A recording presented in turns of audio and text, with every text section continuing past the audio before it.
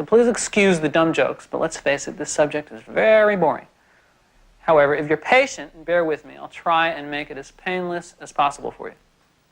So, ready? Here's what you're going to learn in this three-part series. First, we're going to talk a little bit about time and how all times are made up of vibrations. Then we're going to talk about the three syntheses of time, and they are habit, memory, and empty time. Learn how to control these three elements of Time, and you'll actually be able to modify existing reality, or design from scratch any reality, you can imagine. And once we've talked about the three elements of time, we'll go on to examine the 5 most common waveforms. Yell the whole way there. Oh my God, just shut up and turn the radio on. Put the radio Just turn the radio on. Find a station. I'm trying. The antenna is probably It's broken static, dude. on this Find piece a of shit station. car. You're a piece of shit car. Hey, wait a second, there's a tape right down here, I think. You got a tape? Yeah, it's on his seat. Oh, Gimme. it's Jim in the Gimme. corner of the seat. Give it to me. I'm trying to get it. Gimme, gimme, gimme, gimme, gimme, gimme, gimme, gimme, gimme, gimme, gimme, gimme, gimme, gimme, There we gimme, go. gimme, gimme, gimme, gimme, gimme, gimme, gimme, gimme, gimme, gimme, gimme, gimme. Calm down, dude. Je voudrais moi aussi poser des questions, et en poser à vous, et en poser à moi-même. Ce serait du genre, qu'est-ce que vous faites au juste, vous qui faites du cinéma? Et moi, qu'est-ce que je fais au juste quand je fais ou quand j'espère faire de la philosophie? Et est-ce qu'on a quelque chose à se dire en fonction de cela? Alors bien sûr, ça va mal chez vous, mais ça va très mal. Pop it out, right? Yeah.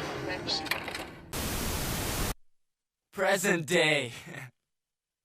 Present time.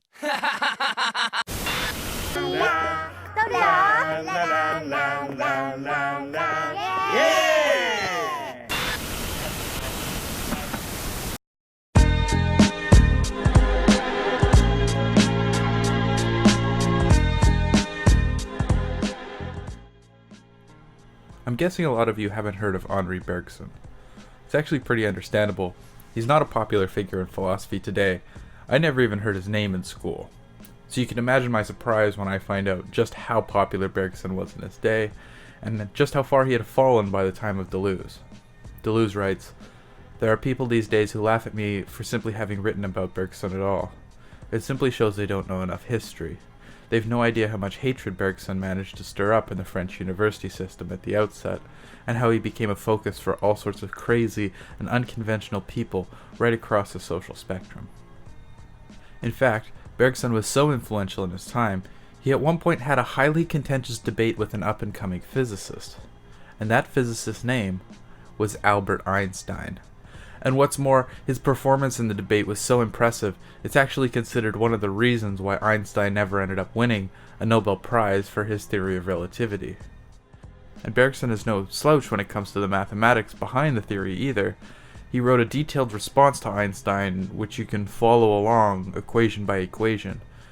Bergson had, in his earlier days, won a premier academic award in France, the Concours Général, leading to the publication of his solution to a mathematical problem posed by Pascal. Still, much like Kant, Bergson was drawn to other pursuits. A math professor of his was quoted as saying, "You could have been a mathematician. You will be a mere philosopher." Well, it seems like it was a good choice at the end of the day for Bergson, as he did become one of the most influential intellectuals in France, if not the entire world. Here are a few of his accolades. So I knew that Bergson was an extremely important and influential philosopher, and he was even more famous than Einstein at the time, which is very surprising given the fact that few of us have heard of him. These are some quotes. He was frequently compared to Socrates and Copernicus, Kant, Simon Bolivar, and my favorite, Don Juan.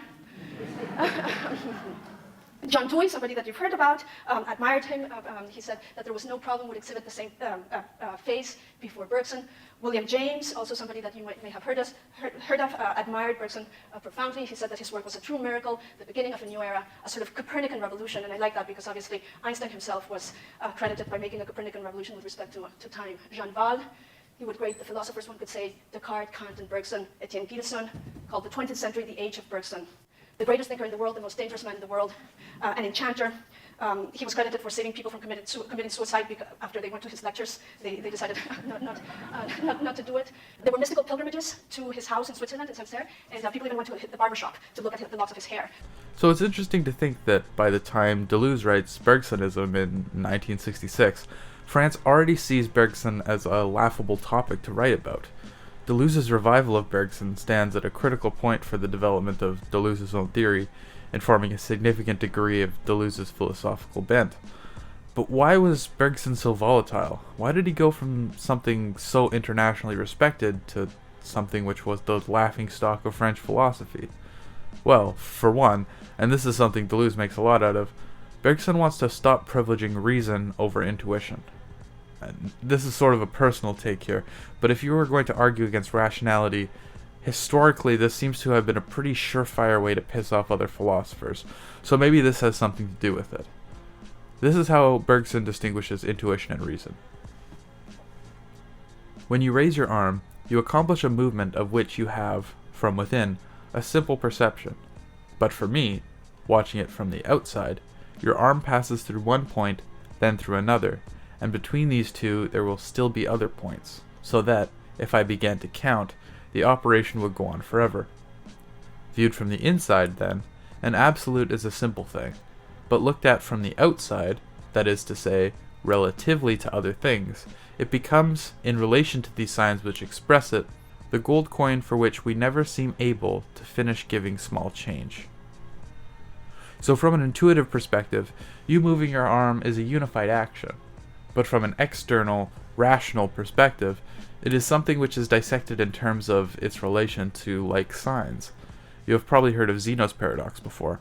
Let's try casting it in the Bergsonian lens. You reach for a book on the shelf, and as you raise your arm will have to pass through a point which is halfway between the place the hand started and the book. And then it will need to pass a point halfway between the halfway point and the book, and halfway again, and again, and again, and we find theoretically, rationally, there are an infinite number of points which your hand would need to pass through before it ever reached the book.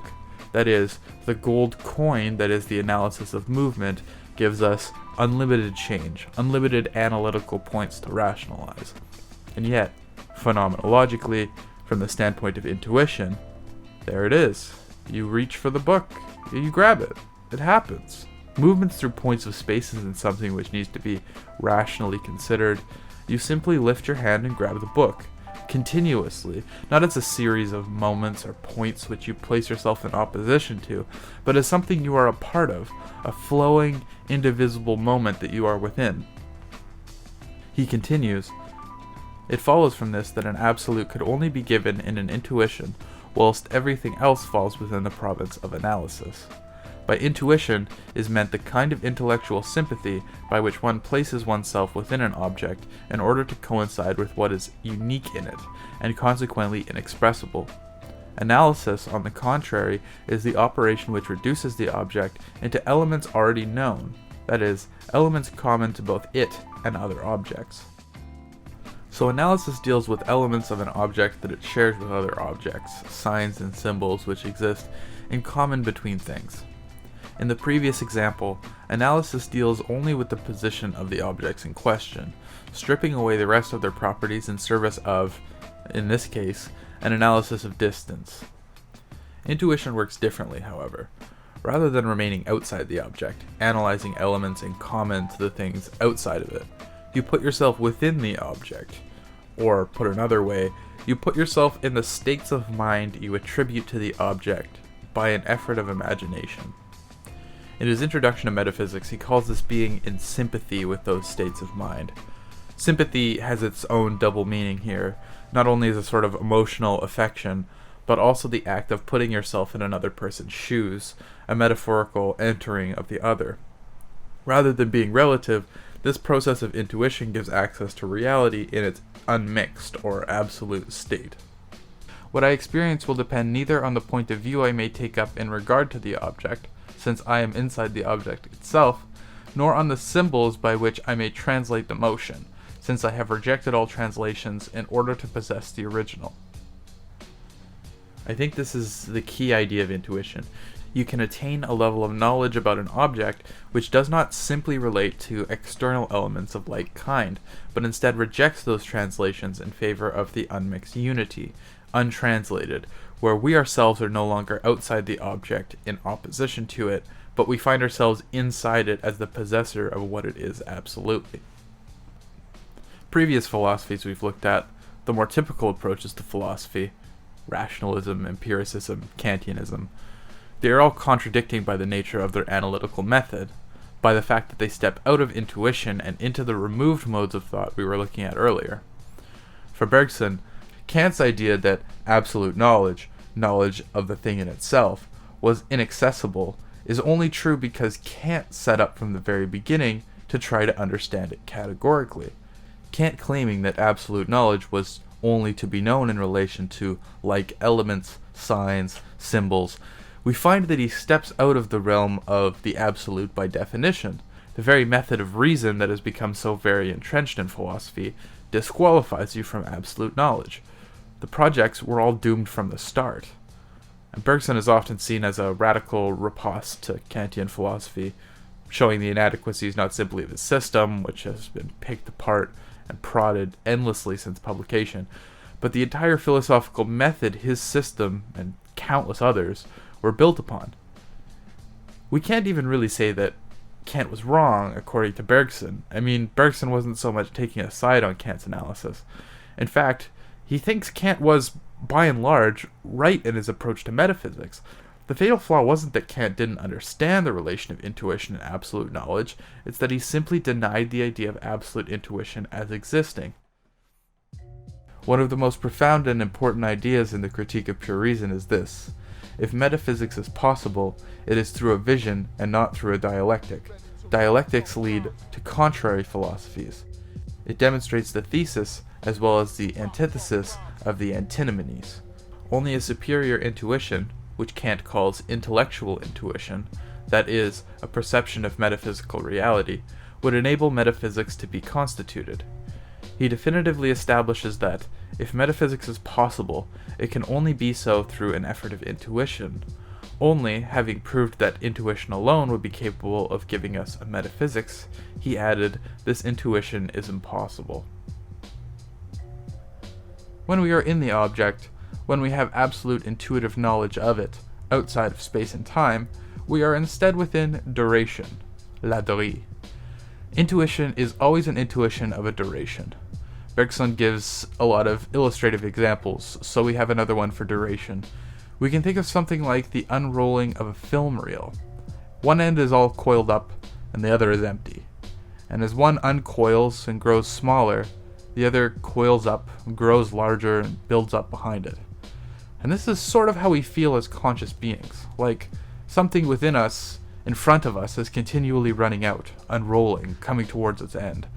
And at the same time, something within us, our consciousness, it collects behind us in the form of memories that is picked up on the way. Our past grows more and more as we live, like the rolling up of the film on the other end of the reel. But Bergson warns us against taking this metaphor too literally. But actually, it is neither an unrolling nor a rolling up, for these two similes evoke the idea of lines and surfaces whose parts are homogeneous and superposable onto one another. I guess you might say, refrain from analyzing this too much. Don't try and think of it like individual frames which are equal to one another, or film which is equal to other film, because at that point you are outside the metaphor, comparing like elements. And really, one doesn't happen behind the other. Perception and memory, although of a totally different kind, they act in tandem with one another. The idea of difference in kind between perception and memory is what Bergson will call the actual and the virtual. Difference in kind being opposed by Bergson here to difference of intensity. It's a good thing to note. The actual perception, the present, stands opposed to the virtual, memory, the past, but one does not come before the other. They come in unison. They act on one another simultaneously. Here's an example. You hear from a friend that they saw your significant other cheating on you. You trust this friend, and in fact, you even believe that this is true. Now, in actuality, your significant other hasn't cheated on you, and your friend mistook a similar-looking person for them. Now, the actual facts, what actually happened, the truth is they are innocent of whatever wrongdoings they are accused of. But virtually, according to these new experiences rolled up in your memory, you actually start to perceive your significant other differently. Maybe you confront them, you get mad, you leave. Regardless, whatever is happening in the actual is being affected by the virtual. Perhaps you think this means the relationship is over. The virtual idea of your relationship being over becomes actualized. And this is why we cannot say the virtual isn't real. When we deal with actual things, we're dealing with them through what could be considered a virtual image. And as such, both the virtual and the actual are real. They both produce real effects. They create real differences. And this is a theory that was posed to explain creativity, new ideas, a way by which we are not only determined by the present or the past, but in so that we are supported in the midst of a continuous unity of duration, which cuts through both, and in which our consciousness can affect that which actually exists by means of its relationship to the past.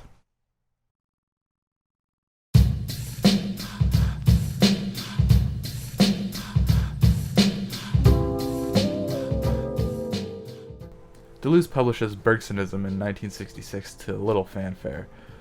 I think it's worthwhile to read just a bit of the translator's introduction. For Deleuze, Bergson forms a part of a counter-history of philosophy. He was a writer like Lucretius, Spinoza, Hume, or Nietzsche, who seemed to be part of a history of philosophy, but who escaped from it in one respect or altogether. In the 1950s and 60s, it was writing about philosophers of this kind that enabled Deleuze to make his escape from the scholasticism of post-war French academic philosophy. He has described this task of escaping the history of philosophy as follows. My way of getting out of it at the time was, I really think, to conceive of the history of philosophy as a kind of bug. Moi aussi poser des questions, et en poser à vous, et en poser à moi-même. Ce serait. Alright, we don't need to hear that quote again.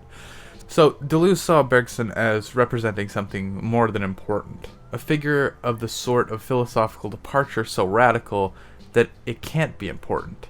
It simply doesn't fit into the philosophical narrative. It doesn't fit, and is in turn minimized, suppressed, belittled. This is the thing that Deleuze seemed to like the most in Bergson, his resistance to the assimilation into the history of philosophy. Some of Deleuze's biggest influences were these outsiders, Spinoza, Hume, Nietzsche, people who rejected the philosophical presumptions of their time absolutely in pursuit of a new path, a new narrative for the history of philosophy to tell. But like this idea of impregnating philosophers with monstrous children implies, Deleuze isn't a Bergsonist. His work isn't simply a continuation of these thinkers, a preservation of their thought. Instead, he takes their systems and uses them towards his own ends, literally bastardizing them, taking something from them, something relatable, recognizable, but made monstrous. And the concept of the virtual was one of Deleuze's finest monsters. It, along with the theory of intensive magnitudes, show themselves in Deleuze, but altered. Two theories which were all but forgotten. Two theories which were reborn in the image of their long-nailed father. So we will be mostly looking at difference in repetition from here on in, now that we have a little bit of a background, and we're going to start by skipping all the way to the back of the book, reading from Chapter 5, The Asymmetrical Synthesis of the Sensible. We know only forms of energy which are already localized and distributed in extensity, or extensities already qualified by forms of energy. Energetics define a particular energy by the combination of two factors, one intensive and one extensive. For example, force and distance for linear energy, surface tension and surface area for surface energy, pressure and volume for volume energy, height and weight for gravitational energy, temperature and entropy for thermal energy. It turns out that, in experience, intensio, intention, is inseparable from extensio, extension, which relates it to an extensium, extensity. So this sounds pretty much exactly like what we saw in Kant, right? Extensities take part in both extension and intensive magnitudes, here called intension, and we find intension only insofar as it relates itself through extension. But this is where it starts to get monstrous. The expression difference of intensity is a tautology. Intensity is the form of difference insofar as this is the reason of the sensible. Every intensity is a differential, by itself a difference. Disparity, in other words, difference or intensity, difference of intensity, is the sufficient reason of all phenomena, the condition of that which appears. Novalis, with his tourmaline, is much closer to the conditions of the sensible than Kant with space and time. The reason of the sensible, the condition of that which appears, is not space and time, but the unequal in itself, disparateness as it is determined and comprised in difference of intensity, in intensity as difference. Remember in Kant how we saw that no two intensities were the same? They exist in a sort of indeterminate state relating to the lack of smallest degrees, and as such, any two intensities could not line up because the potential for difference was infinite? Well, Deleuze is going to take this 100% seriously. Unfortunately, I really don't know anything about Novalis. I don't know what he's getting at with his tourmaline example. If anyone's a Novalis buff, I'd love to hear an explanation in the comments. I think what Deleuze is really trying to get at is that Kant wasn't taking the idea of differences inherent to intensity seriously enough. While the majority of Kant scholars were brushing intensity to the side because it didn't quite fit within the rigid formalism of Kant's system, Deleuze sees it as the key to overcoming the Kantian system as a whole. It isn't simply an outlier, it's an unused piece of the model. And anyone who's actually sat down and built a physical model before, well, they can tell you, if you have an unused part sitting on your table at the end of the build, it's a pretty clear sign you put the thing together incorrectly. From difference in repetition, Kant defined all intuitions as extensive quantities. In other words, quantities such that the representation of the parts necessarily preceded and made possible the representation of the whole. However, space and time are not presented as they are represented. On the contrary, the presentation of the whole grounds the possibility of the parts, the latter being only virtual and actualized only by the determinate values of empirical intuition. It is empirical intuition which is extensive. While he refuses a logical extension to space and time, Kant's mistake is to maintain a geometrical extension for it, and to reserve intensive quantity for the matter which fills a given extensity to some degree or another. It might be fair to say here that Deleuze is quite literally turning Kant on its head. The basis for phenomena isn't categorical, it is differential. It exists as difference, as a remainder, as a sum which doesn't quite tally. Deleuze speaks of a God who makes the world by calculating, but his calculations never work out exactly, and this inexactitude or injustice is the result. This irreducible inequality forms the condition of the world. The world happens while God calculates. If the calculations were exact, there would be no world. The world can be regarded as a remainder, and the real in the world understood in terms of fractional or even incommensurable numbers. Every phenomena refers to an inequality by which it is conditioned. Every diversity and every change refers to a difference which is its sufficient reason. Everything which happens and everything which appears is correlated with orders of differences, differences of level, temperature, pressure, tension, potential, differences of intensity. So if everything were equal, homogeneous, orderly, there would be no real difference, no intensities by which things distinguish themselves. The sufficient reason for something being real, for something being a phenomena, the reason doesn't simply lie in transcendental categories, in forms of perception, but in the very differences by which each thing stands out against every other thing. Intensity isn't, then, extraneous to categorization, it isn't an outlier, an unused piece of the model, but instead a basis by which categories develop. In a way, it's turning the Kantian system on its head by a sort of Humean empiricism.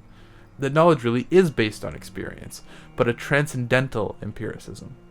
And this is another monstrous thing, transcendental empiricism, but it's a beautiful monster. Deleuze is inverting Kant's search for the conditions of possibility, taking the vitalist approach from Bergson, and instead searching for the conditions of sensibility.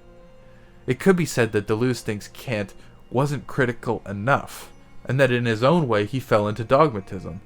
Kant did not adequately secure the sensible in his system, and this is a result of Kant stepping beyond the real, that is, phenomena, the sensible itself. Again, from difference and repetition.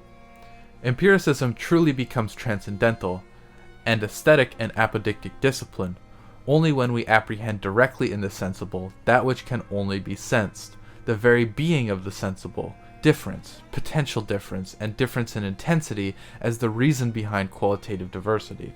It is in difference that the movement is produced as an effect, that phenomena flash their meanings like signs.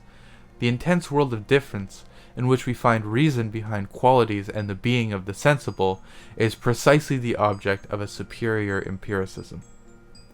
But intensities are, as we saw in Kant, only explicated through extensity, not as a superfluous degree or filling up of space, but now as the very limit to sensibility which critical philosophy was looking for from the beginning. Intensity is simultaneously the imperceptible and that which can only be sensed. How could it be sensed for itself, independently of the qualities which cover it and the extensity in which it is distributed? But how could it be other than sensed, since it is what gives to be sensed, and defines the proper limits of sensibility? So while each extensity takes part in extension, it only does so by means of experience, perception, which is dictated by the limits of sensibility. And these limits are not a matter of category, but of intensity, of difference. This doesn't mean that Deleuze is against concepts. He is against concepts which are not connected to their source, which is, in empirical terms, experience. This means that ideas, concepts, etc., form their own limitations by means of the real differences between them. Limits are only limits of intensity. So we've looked at three primary characteristics of intensity. First, intensity is always enveloped, or as Deleuze says, implicated in quantity, in an extensity. 2, intensity affirms difference in that quantity or extensity. Thirdly, intensive quantity always includes the unequal in itself. Now this one is interesting because, like we saw in Kant before, there is that degree of unequalness which is inherent to intensity. But what Deleuze is going to try to do with this is actually think about it, again, not in terms of superfluous degree, matter being filled up, but in terms of a real objective dimension. He says, God has not defeated the unequal in itself, but only separated it from the divisible, and enclosed it within an outer circle, kuklos exothen. He has equalized the divisible in this extension, which is the extension of the soul of the world. But underneath, at the deepest layer of the divisible, the unequal still rumbles in intensity. He dances upon a volcano. So intensity is something which reaches beyond extensity, reaches beyond towards something unequal, not, again, superfluously, but that contains real power within it. God, although he suppresses the unequal, he hides it in intensity. It's as if he dances upon a volcano, as if the intensity itself is constantly ready to erupt up through the object and create its own force in the world. So we can think of intensity as what is characteristic of the encounter. We can in turn think of virtuality as what is characteristic to the idea. Deleuze continues with the Proustian analysis of the virtual as real without being actual, ideal without being abstract, but he expands it. He also calls it symbolic without being fictional. Indeed, the virtual must be defined as strictly a part of the real object, as though the object had one part of itself in the virtual into which it plunged, as though into an objective dimension. So much like intensity, virtuality is a part of the real object, as if they were connected, or the object was partially submerged into this virtual dimension. Or, that is to say, every real object has a virtual aspect, an aspect which exists through extensity, objects covered over once again. But this isn't Heidegger. This isn't about uncovering. It's an embracing of the fact that the cover itself contains the uncovered.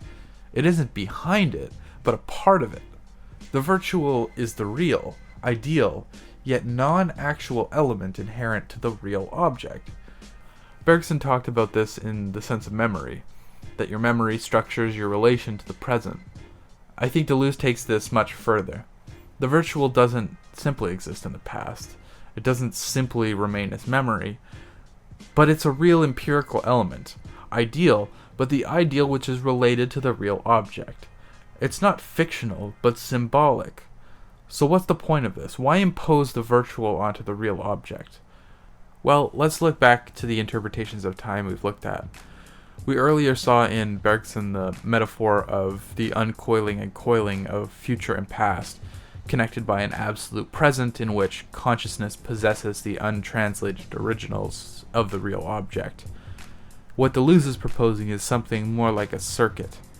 In Bergson's model, we saw how it refers strictly to a virtuality as a sort of personal creative potential. Deleuze places that creative potential back into the real object.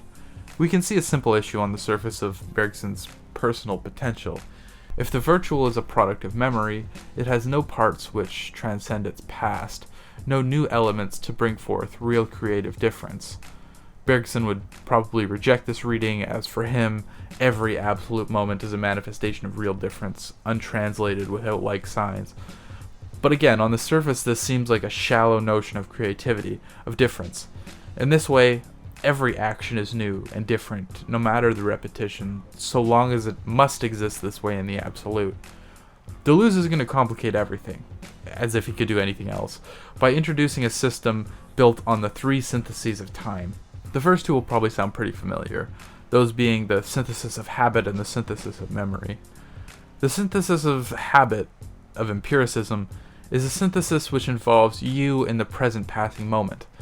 The synthesis of memory is the synthesis of the present becoming the past. Or as Deleuze puts it, habit is the originary synthesis of time, which constitutes the life of the passing present. Memory is the fundamental synthesis of time, which constitutes the being of the past, that which causes the present to pass. At first sight, it is as if the past were trapped between two presents, the one which it has been and the one in relation to which it is past. The past is not the former present itself, but the element in which we focus upon the latter. So the past is not a former present. There is a real difference between the present and the past. The past is an element created by the second synthesis which allows us to focus on the present. The first synthesis constitutes a present self, where the second synthesis constitutes a sort of past-present self. Just remember, past-present here isn't simply a past-present, but a different kind of present, which the self is trapped between.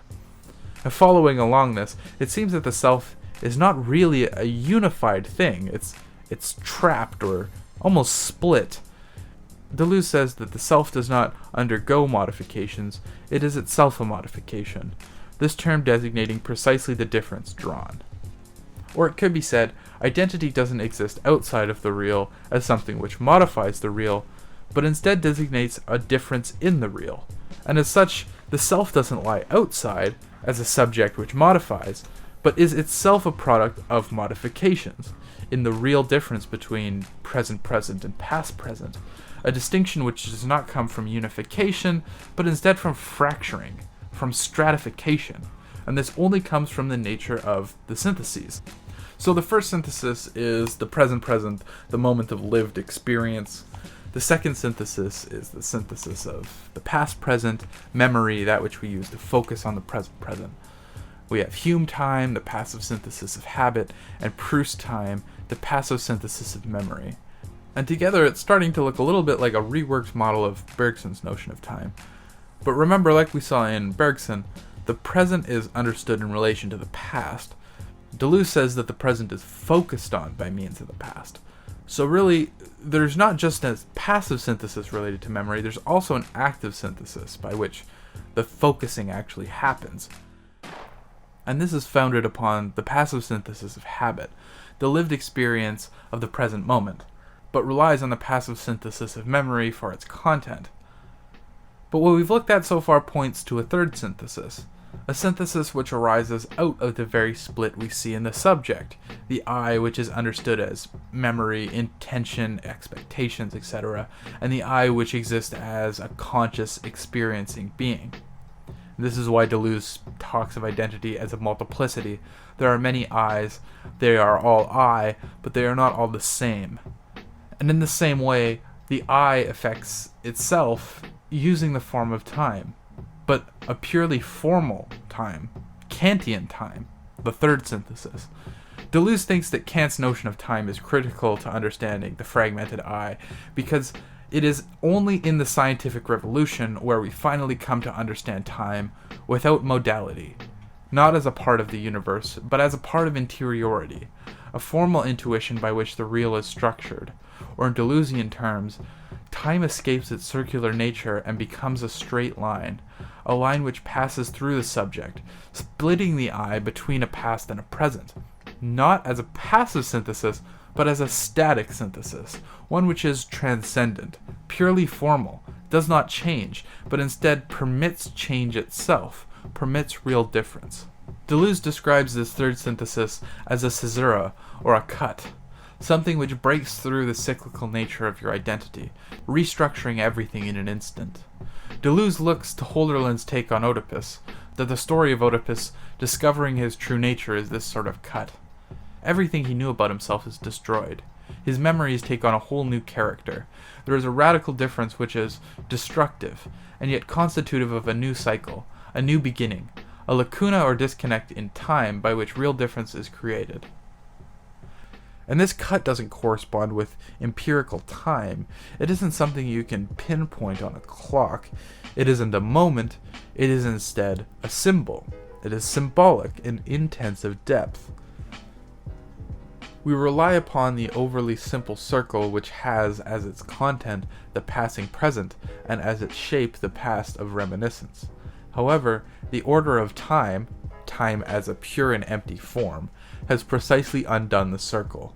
It has undone it in favor of a less simple and much more secret, much more torturous, more nebulous circle, an eternally eccentric circle, the decentered circle of difference which is reformed uniquely in the third time of the series. The order of time has broken the circle of the same and arranged time in a series, only in order to reform a circle of the other at the end of the series. A decentered circle of difference, reformed uniquely in the third time of the series, breaking the circle and arranging time into a series, that is, a straight line, only in order to reform a circle at the end of the series. Perhaps we should think of this as the straight line of the cut being straight only in a perspectival sense, in the sense of a flat horizon. A series, but one which when followed is shown not to be flat, but a more tortuous and nebulous circle, an eternally eccentric circle. This is what Deleuze understands Nietzsche's eternal return to be, a Kantian notion of empty time which preserves the fractured I, a return which isn't simply repetition, but something related to will, becoming, something which is selective. To will the return of the same through the infinite repetition of possibilities is not simply indicative of a return of the same, but a return of something which contains a virtual difference, a difference of intensity. In Deleuze's reading, the eternal return paradoxically means the return of the different. He says, further, in a certain sense, one can see Zarathustra's moral test of repetition as competing with Kant. The eternal return says, whatever you will it in such a manner that you will also will its eternal return. There is a formalism here, which overturns Kant on his own ground, a test which goes further, since, instead of relating repetition to a supposed moral law, it seems to take repetition itself as the only form of a law beyond morality. In reality, however, things are even more complicated. The form of repetition in the eternal return is the brutal form of the immediate, that of the universal and singular reunited, which dethrones every general law, dissolves the mediations, and annihilates the particulars subjected to the law. The eternal return in this sense is not really cyclical. It's the return of the same, only conceived upon the basis of the different. Return has an identity, but the identity that it contains is that of becoming, and becoming in itself isn't really a strict set identity. So identity isn't really lost, but retained in the very identity of difference itself, of creativity, of eccentricity, but eccentricity which is in itself a cycle, the crooked wheel of time being cut, destroyed, but always returning, rebuilding, never as the same really was destroyed, it really is gone, but it's always remade in the same eccentric tendency, containing in itself the virtual difference inherent to the series of before and after. Eternal return cannot mean return of the identical, because it presupposes a world, that of the will to power, in which all previous identities have been abolished and dissolved. Returning as being, but only in the sense of becoming. Eternal return does not bring back the same, but reconstitutes the same of that which becomes. Returning is the becoming identical of becoming itself. Whew. Okay, so now let's try to step back a little bit. What we found is a pretty complex schematic by which time itself is diagrammed, not simply as a formal intuition, but as an interaction between formal syntheses by which past and future, they're brought together in the present. Okay, let's try and step back here. We're going to get a bit more concrete. So we have the personal example, Oedipus's cut, which comes about through his revelation of his true parentage. Both his relation to the past and the future are severed, but at the same time, this ties into his new self by the very distinction of the cut, of the before and after of the series. Oedipus after the cut is not the same as Oedipus before the cut, but at the same time, Oedipus after the cut is only defined so in relation to Oedipus before the cut. So there is a real difference, there is a real element of separation here, but that element of separation is only contingent upon the series, upon the difference between the previous Oedipus. So it is annihilated, but at the same time it remains. It's a little bit like Hegelian determinant negation. Deleuze thinks that difference, virtual difference, is the inverse of Hegelian negation. If you don't know much about Hegel, that probably won't be a very useful example. Let's try another example. What about a historical example? The French Revolution. There is some symbolic cut which we can distinguish in the French Revolution, and not one which can be pinpointed temporally, of course, but one which exists symbolically in the real difference of before and after. At one point, people saw the history of the monarch as justifiable, and then at some point they didn't. The glorious history of the crown, God's chosen rule of France, becomes a symbol of decadence, of tyranny. Out of the cut, the virtuality of the monarch is upended, reformed, and of course, the same memories exist, but they are different. They are reinterpreted, they are recontextualized through real difference. Something new comes about because the past, just like the future, is still in flux. It's virtual. Deleuze's system is self-referential like Bergson, but can define itself along repetitions and cuts rather than the almost novelty of the absolute. It can define itself personally and historically. It can be used in a pretty significant way to understand these things. It's like a mechanism by which the transcendental and empirical are brought together by way of these syntheses, and in a way a mechanism that can produce the new. Deleuze's project is not about finding universal conditions for knowledge. He's pragmatic in a real serious way. He wants to find the real imminent conditions by which the new is produced. This is probably why the syntheses feel kind of uneven, disjointed, almost like they're not supposed to, fit together. But I don't think it's supposed to be, a smooth melange, the blended strokes of a painting. It's the structure of a machine, and machines have parts which have their own existence and work against each other, but in a way that creates a certain effect.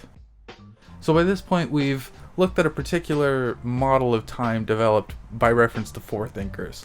Hume with his habitual time, Kant with his formal time, Bergson with his intuitional time, and Deleuze with his very complex set of syntheses which try to encompass sort of the whole mechanism.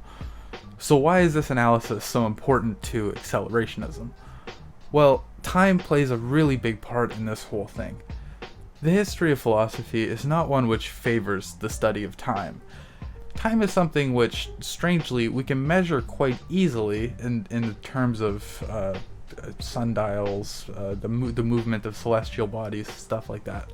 But its nature, its true existence, it's still undecided. Heidegger wrote Being and Time in response to Bergson's debate with Einstein, and rewrote Being and Time in response to that debate, and finally ended up giving up, because he could never quite fit time into his theory of being.